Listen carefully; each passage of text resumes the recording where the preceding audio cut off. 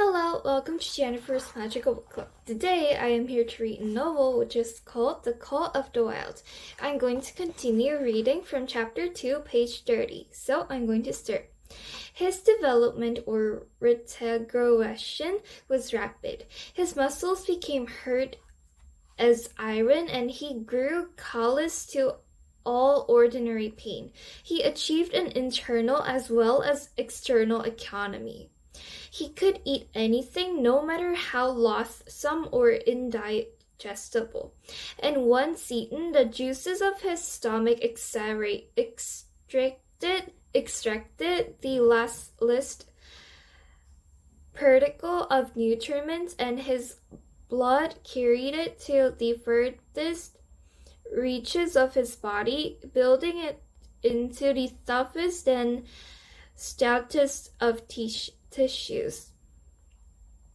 Sight and scent became remarkably keen, while he hearingly developed such acuteness that in his sleep he heard the faintest sound and knew whether it heralds peace or peril. He learned to bite the ice out with his teeth when it collected between his toes. And when he was thirsty and there was a thick scoop of ice over the water hole, he could break it by roaring and striking it with stiff forelegs. His most conspicuous trait was an ability to scent the wind and forecast it a night in advance.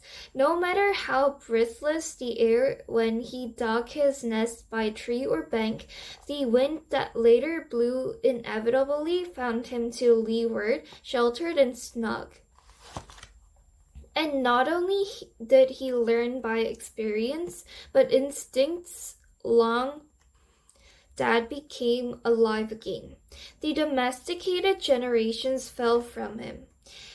In vague way, he remembered back to the youth of the brood, to the time the wild dogs ranged in packs through the primeval forest and killed their meat as they ran it down. It was no task for him to learn to fight and cut and slash and the quick wolf snap. In this manner had foes forgotten ancestors. They quickened the old life within him, and the old tricks which they had stamped into the heredity of the brood were his tricks. They came to him without effort or discovery, as though they had been his always. And when on the still cold nights he pointed his nose at a star and howled long and wolf-like, it was his ancestors that and thus pointing nose at the star and howling down through the centuries and drew him.